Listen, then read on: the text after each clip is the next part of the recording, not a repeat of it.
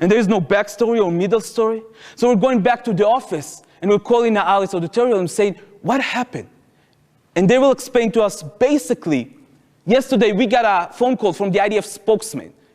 And the IDF spokesman gave us two options. Or you're going with breaking the silence, or you're going with me. But if you're going with breaking the silence, I'm not working with you anymore. And the Alice auditorium is continuing to explain to us and saying, you know, we don't really have investigative reporters in Gaza or in the West Bank, except for maybe Amir Haas. So we really rely on the IDF spokesman to give us the truth from these territories. And I'm hanging up the phone, and I'm flipping through the booklet that the Israeli public will not read anymore. But then I notice there's holes in the stories. There's a few stories in the booklet, our booklet, that's missing completely, and there's a few booklets with holes in the middle of them. So I'm going to my boss at the time, to Yehuda, and I'm saying, what is going on? There's holes in the story. And he's saying, oh, that's fine, that's fine. This is only what the IDF censorship took down. And I'm saying, what? I'm saying, oh, come on, Eran, don't be naive.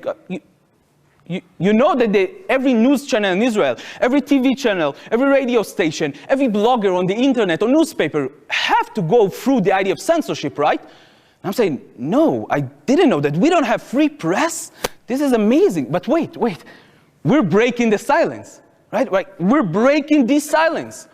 And Yehuda is looking at me and saying, oh yeah, we're breaking this silence that the IDF censorship allows us to break. And I understand that my days in the organization is numbered. And after a few months, I will go out for breaking the silence and will continue to do the same kind of work, only by my own. I will collect testimonies from soldiers, from officers. I will collect stories from people outside of the army, the biggest officials inside the military and security industry in Israel. Collect their stories and get it back, instead of breaking the silence, to the reporters of the Times, to the Guardian, a lot of the story, to the Washington Post, to BBC. I will start to send the stories outside, and they will publish. Not fully, but a lot of them will publish outside. And during this time, I'm discovering something pretty amazing. The more I go in looking for occupation, the more I find money. And I don't understand, so I'm going deeper and deeper. And then in 2010, I'm getting into a very interesting story about how the Israeli government and the Israeli army was selling a new tear gas canister into the government of police, the police and government of the Singapore people. They're selling tear gas canister to fight their protest in their country. And during this time, I'm looking and I'm saying, Israel is selling tear gas canister? So I'm going into the website of the Minister of Security in Israel, and I find out they're saying that Israel just concluded a deal with the Singapore government of selling the best tear gas canister ever produced and tried by the Israeli army.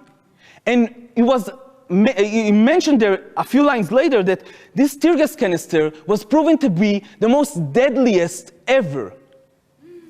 And I'm going back and I'm saying, wait, try the tear gas canister. Who would be agreed to be tried? And then I understand. They're trying the weapons every day. Not in labs, down there on the field. They're trying their weapons. I was trying their weapons in Bil'in, in Yalin, in Kfar Kadum, in Nebi Salah, in Bethlehem, in Hebron. El Halil, South Marchevon, in East Jerusalem. We're trying the weapons every day, and then we're selling it outside. And I couldn't believe the things that I'm seeing, so I'm going deeper and deeper. And then I realized that, you remember this guy, the young guys that threw stones in the beginning of the protest? They were not Palestinians. They were actually an undercover unit of the Israeli army, looking like me, Arab Jews, disguising as Palestinian inside these villages, starting a riot, starting something, so the Israeli army will have a good excuse to start shooting the place up and testing the weapons. And the more I go, the more I can understand, is this for real? How long is it going through? How much money are we making? And I'm going in, and then I discovered in the last 40 years, and this is a very, very partial list, this is the dictatorships and regime that the Israeli government and the Israeli army is trading weapons with, trading knowledge with, trading technology, or training their soldier by themselves in those countries. In the last 40 years, we were involved in the worst dictatorships and regimes in the world. And we were making a killing out of it, literally. We're making so much money out of it. And then I understand. This is not an occupation.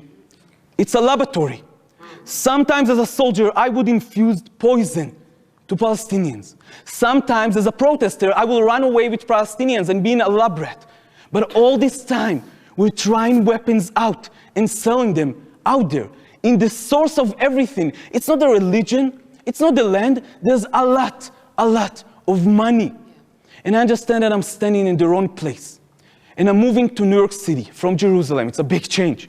And I'm standing in New York City. In the last 3 years, I'm researching the relationship between our army and your army, our government and your government, and all the money that flows in the middle. Now I'm gonna do a cut just for a second and do a different ending than usual. We're doing it in the last few last lectures, and I wanna try it now. 2.5 months ago, we were on the Maryland highway on our way to do this kind of lectures in Washington, D.C. And we were on our way, we crashed our car in the middle of the Maryland highway. When we were stuck in the middle of the highway, people were driving next to us, and we did something we don't really like to do. We called the police. And the police came very fast, very efficient. The Maryland officer police came and took us out of the highway. Tall car came and took my and another friend with our car to the lot. And I got a ride along with the Maryland officer police. And for 10 minutes, we're driving silently, and I have no idea it's gonna change my life, this ride. And we're driving quietly, and then the guy is looking at me, the officer of the Maryland police looking at me and saying, "So, where are you from?" And I'm saying, "Oh, I'm from Israel. I'm from Israel." And the officer is saying, "Oh man, you guys are badasses. You know how to silence the one that opposes you. You know how to calm them down. Nobody disobey you. You guys are the best." And I'm saying, whoa. I don't think you really know a lot about the Israeli army, so, never mind. He's saying, "Oh, no. I just came back from there." I'm saying, "What, as a tourist?" I'm saying, "No, with the Maryland police. We just came back from training with your military and your police." I'm saying, "What?" I'm saying, "Oh yeah, all of our police here in the U.S. is going to a few weeks to Israel and trained with your army and your police." And I'm starting investigating more and more, getting more information out there. And then before I leave the house, before I leave the car, his car to the lot, I'm thinking, is there a chance Shlomo Efrati, my father, the head of investigation of the Jerusalem police? And the guy takes out his cell phone and flipping pictures. And he got a picture hugged with my dad in the middle of the night in Washington, D.C. And I'm just blown away. I'm going out of the car and I'm calling my dad in Jerusalem. And I'm saying, "Dad, what the hell?" And my dad is telling me, "Oh, come on, Irani, don't be naive. NYPD got an office in Tel Aviv, right? We got an office in New York, right? Come on, we're working together to protect you." And then I understand. It wasn't the first time, but that was my closure. For years, we're doing this kind of lectures, very different kind of lectures, and talking with communities here in the U.S., telling them that all they need to do is take care of their community and it's gonna be fine. Every one of us will take care of our community, but you should know that, what's going on in Palestine is a humanitarian crisis. And I'm going around and I'm telling them, I learned something growing up. All of us want to be on the right place at the right time when history is knocking on the door. And history is knocking right now, really loud in Palestine. And all of you need to be on the right side on this humanitarian case. But not this time. If you don't care about Palestinians after these lectures, I don't care. And if you don't care about us, Israelis, asking for your help to stop the apartheid regime in Israel, I'm fine with that also. But you guys should know, you are next in line. The next one who will die from a tear gas canister into his chest will be in Zuccotti Park, will be in Denver, will be in Oakland, in San Francisco. It is happening here already. It's happening to different people, to people of color, to immigrants in this country. It's already happening. You guys are next in line. The next one who will die out of brutality of the police will be one of your sons or your daughters in a protest. Because they're training together. Your police training with our army. Our army is training them how to take care of the enemy. Because Palestinians are our enemy.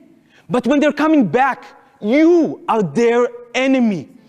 All this time, when we are taking care of our communities, I was taking care of mine, and you were trying to take care of yours. The government, the police, they were organizing together, globally, to oppress us.